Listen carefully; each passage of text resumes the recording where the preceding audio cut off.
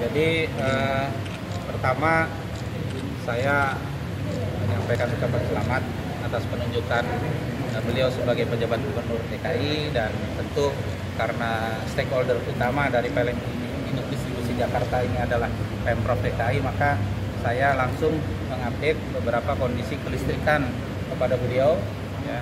Di antaranya misalnya kecukupan daya listrik ya di Jakarta, kemudian bagaimana kita bisa bersama-sama mendorong penetrasi kendaraan listrik, dan yang terakhir adalah bagaimana kita bisa bersinergi di dalam menyampaikan kampanye keselamatan ketenaga listrikan, khususnya dalam antisipasi cuaca ekstrim di akhir tahun dan di awal tahun nanti.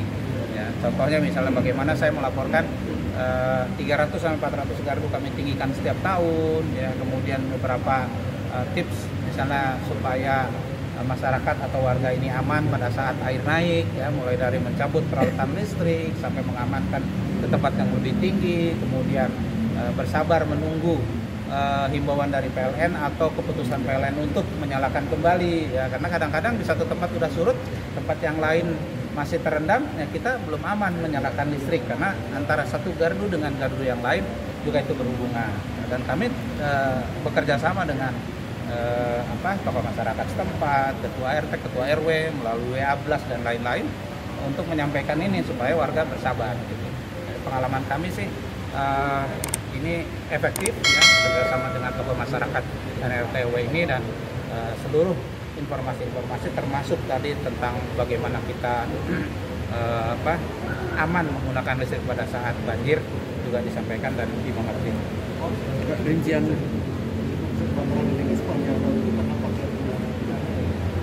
ya, kalau soal korsleting ya sebetulnya kan kita sudah melakukan beberapa hal pencegahan gitu ya. Misalnya saja dengan regulasi dari Kementerian SDM bahwa seluruh fasilitas atau rumah yang memanfaatkan listrik jaringannya harus disertifikasi melalui sertifikat layak operasi. Sertifikat layak operasi itu ada masa berlakunya, ya. Misalnya 10 tahun masa berlaku. Nah, setelah itu memang harus diperiksa ulang.